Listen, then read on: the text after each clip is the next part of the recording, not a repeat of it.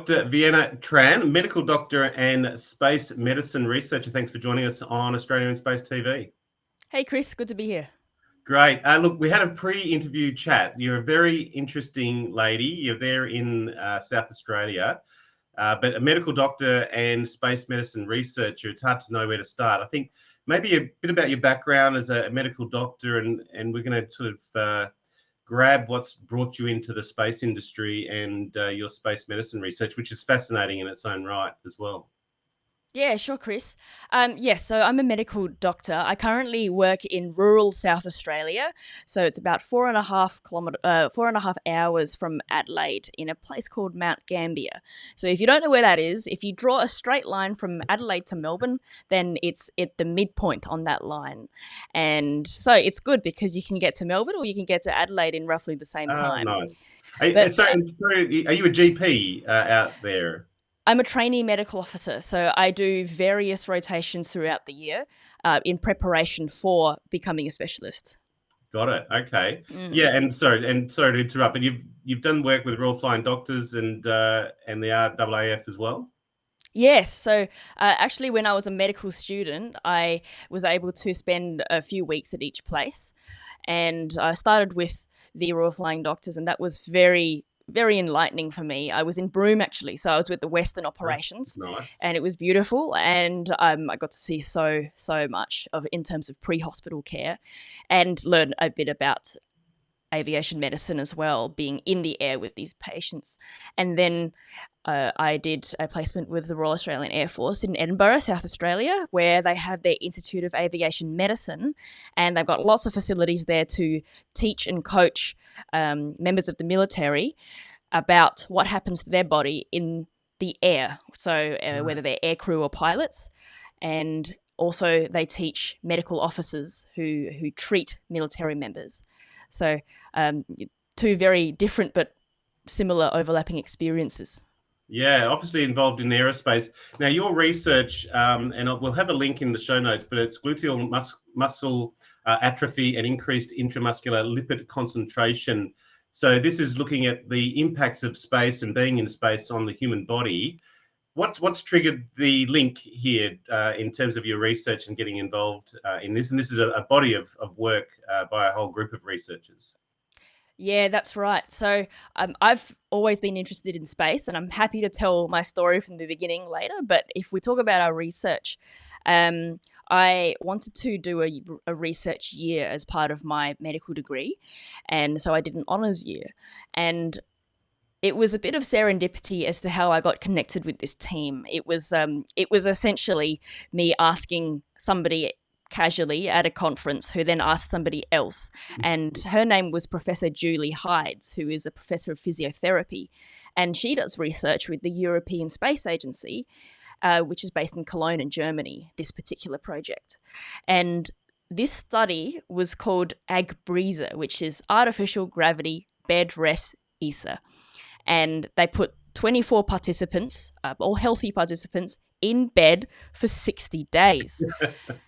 And that's one of many different analogues for microgravity. So we can study what space does to the human body by doing something similar, a simulation, if you will. In this case, deloading the entire body so that their body would sense it was in microgravity in a way. And so this was done over 60 days. The data was collected, and then lots of different research teams studied lots of different body parts and systems. Right. And my research team looked at the musculoskeletal system, and for me specifically, it was the gluteal muscles or the hip muscles. And they're very important muscles for standing and walking and mobilizing. Lots of different daily activities in mobilizing require the gluteal muscles, very important. Even stability, sitting, require that. So we found that the gluteal muscles do shrink or atrophy with deloading, which makes sense because if you don't use it, you lose it. Yeah. But also, apart from size, it also changes in function. It decreases in function as well. And that is reflected in the increased fat concentration within the muscle. So your muscles get fattier when you lie down, and for that long, and they get smaller as well. There was another component about that called artificial gravity. And have you heard of that, Chris? Artificial gravity? Mm. I've heard of artificial, I've heard of gravity. Maybe the context of putting them together. Yeah, so there's a few ways we can generate artificial gravity on the human body.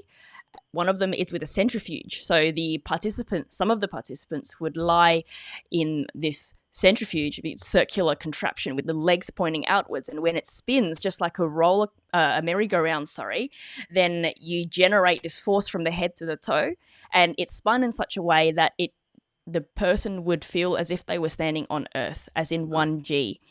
And so we wondered whether this centrifuge could be useful for restoring that muscle size and restoring that muscle health while in microgravity. And guess what? It didn't. Oh. It didn't. Because the glutes need more than just 1G to function and to stay strong.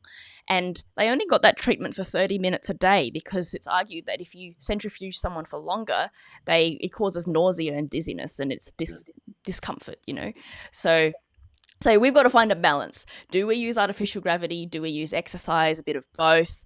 Which body systems like what forces of gravity? So it was just the beginning of many, many articles of research.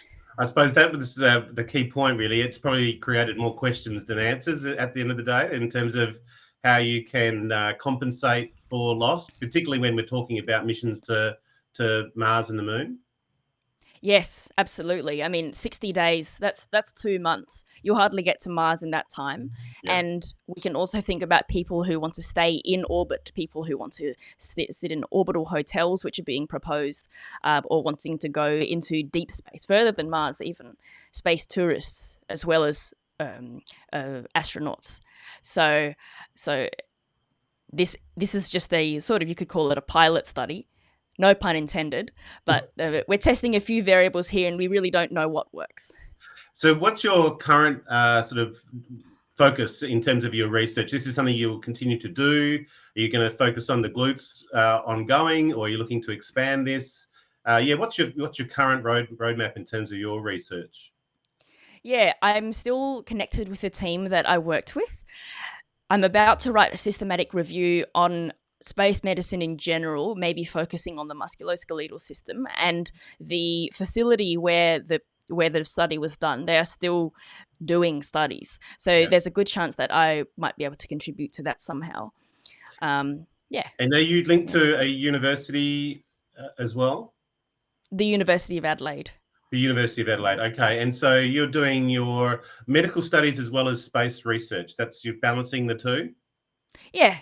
Sometimes, not studies, medical work, and that's a full-time job and a half.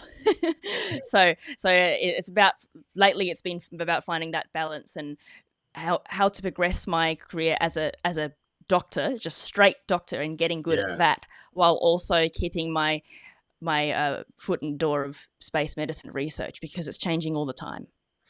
And again, maybe just that initial, you were referred to by another person into this particular field. What advice would you give, or sort of when you look back and you think about a sort of career milestone, just any observations around there? Just literally by chance, or do you see other opportunities that we could do things better to attract people's interest into space? I love outreach. I wasn't too long ago a student myself, and I remember how confusing it was to choose a career, how to decide what I wanted to do, and just trying to balance everything that I was doing in and out of school. So I love talking to students who are on the same journey, and especially who are interested in space. And there's lots of advice that you can give students about how to go into a career. I would say take every opportunity you can, and don't worry what other people are telling you is right, because I can tell you that when I was younger, I wanted to be an astronomer. I wanted to be the next Brian Cox and present on television and talk about stars and cosmology. And everybody said, well, space doesn't have any sort of career in there. Then I wanted to be a space engineer, and then people thought, oh, well, you probably have to go overseas for anything space related. And that is just not the case anymore. Things change. So if you put your mind to it, then you can do what you are passionate about and you will find a way. You forge your own destiny. And I think that's behind my story of space medicine. So you've always had a sort of an inkling for space. That's one sort of important element here. The other element I thought was interesting with you being in Adelaide. So South Australia with the SmartSat CRC, and there's a lot of focus on space and defence in Adelaide and South Australia. Do you think that provided more opportunities than what might have otherwise been? I was very fortunate that they decided to set up the headquarters of the Australian Space Agency in Adelaide, but we could see why, because Adelaide and South Australia had a strong history in space already with, for example, the Woomera Research Centre, and where they used to launch defence and test defence rockets. Yeah. So we still have that facility, although it's not used at the moment. We're strong in technology, especially biotechnology. We've got the facilities and we've got expertise in that area. So it made sense that they set it up there. And I was fortunate to then work with the Australian Space Discovery Centre, which is on the same grounds as the Space Agency, and sometimes working closely with them. And then I worked for the Space Agency itself for a while. And those opportunities come around probably because where I was living, but it's not exclusive to people who live in Adelaide. So it just happened to be that there's a lot of startups, a lot of energy, a lot of efforts being put into the Adelaide space scene because we're finally good for something. So absolutely. Are you seeing many other medical researchers or doctors around in your sort of area and in your field? Do you talk to other doctors and they're also showing interest in this? You're the first medical examiner I've spoken to in space. So I'm just thinking, there's a huge requirement for doctors within this particular field of research as well. Yeah, how big or how can you sort of encapsulate what you're observing with other doctors in space and doing their research? There's not much of a space medicine scene here because there isn't a formal training program as yet. There is a college of aerospace medicine, but it's not very widely known and not very widely recognized. But it's a step in the right direction, and It's been around for a while, and it was mostly geared towards doctors who would work with pilots rather than astronauts. Well, I was going to say you're an alumni of International Space University Southern Hemisphere Space Studies Program and the South Australian Space School and the like.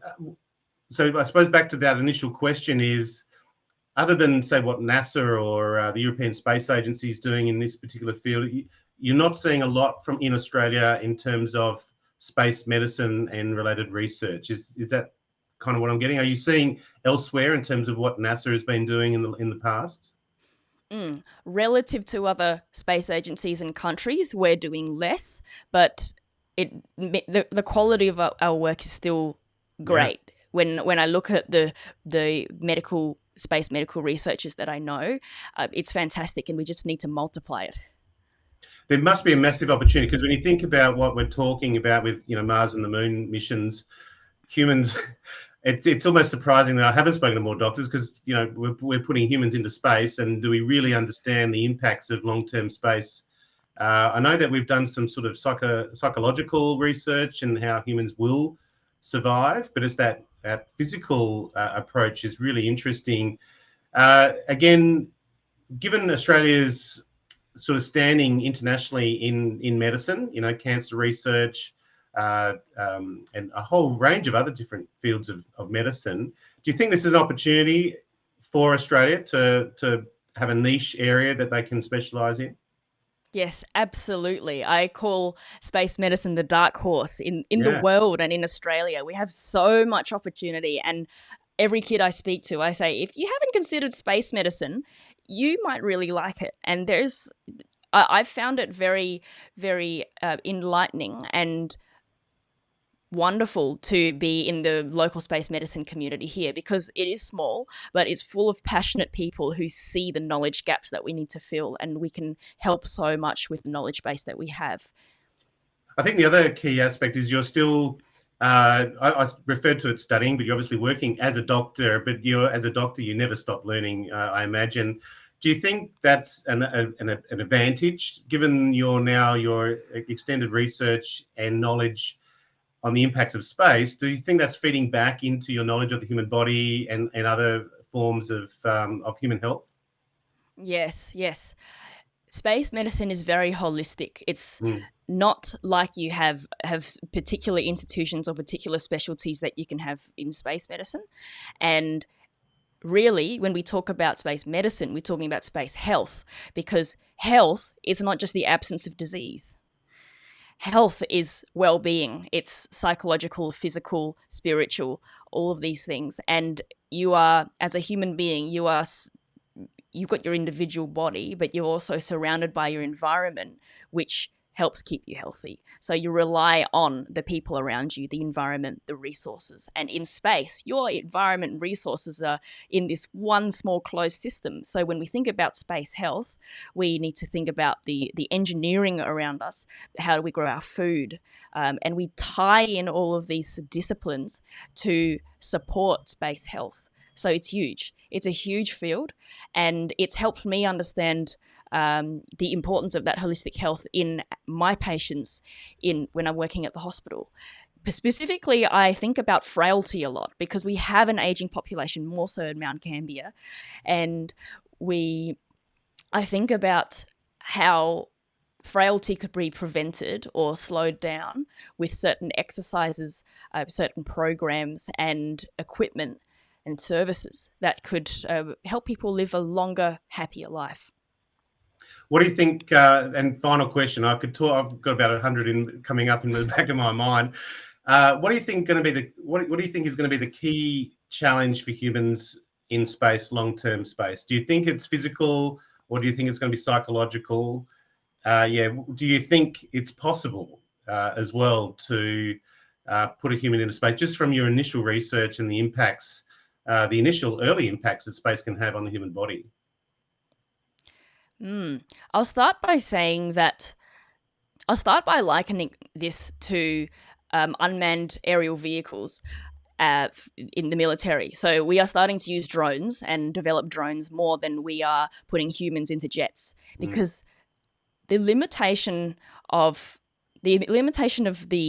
flight in jets is the human being.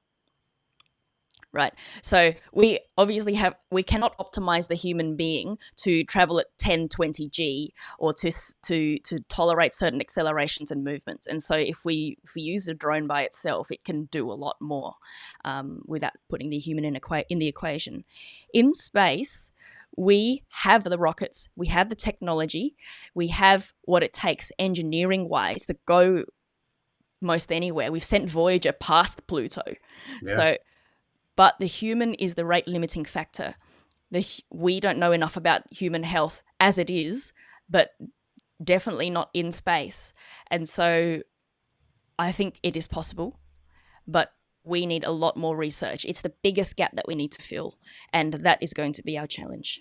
So it does seem, and look, that's a fascinating response as well, in terms of it's almost our own ego that we want to put humans on Mars and the Moon, just to say that we're there, but is it, we're evolved in our own atmosphere, so is it really feasible? And the other thought that comes to mind in your response is our focus here in Australia on remote operations, and how important that remote operations and that kind of development and that type of technology will play. Because I think you've absolutely nailed it. Fair enough, we have to sort of have a redundancy of ourselves on another planet just in case, but we're definitely going to have limitations there, and a lot more research is possible. What would be your call to action, either to particularly other ladies as well in the space industry as well, attracting more women into space, and then also attracting more research and medical research? Any particular call to action, or for the audience, if they want to reach out and find out more, where would you guide them to? So you can follow me on Twitter at Vistronaut. That's VI and then the rest of the word astronaut. Or you can follow me on LinkedIn at Vienna Tran. My call to action is find what you're good at and do it. And that, again, I emphasize that if we want to get humans into space, we've got to do the research on the humans. So come join the space medicine community. We need lots more research, lots more hands on deck. And with that, only with that, can we safely bring humans to space and perhaps to Mars. Australia can do it. I'm sure we can. Awesome. Now, you're a designated aviation medical examiner. Is that from who issues that? Just as a CASA. CASA. We love CASA. Civil Aviation Medical. Oh, sorry, Civil Aviation Safety Authority. Safety Authority. Yes, thank you. Got it. Well, look, I've got a young cousin, and I'll make sure he sees this particular interview. He's doing getting his pilot licenses, and he's looking to get some work with the RFDS. So it's a good start, and I think this might be a trigger for him to do further research and sort of further work into space. So I think there's so much opportunity there. It's been a real pleasure, Dr. Vienna Tran. You're a medical doctor there in country South Australia. Keep doing your great work for your community. And then you've got a global community that would be very interested in you continuing your research. Thank you, Chris.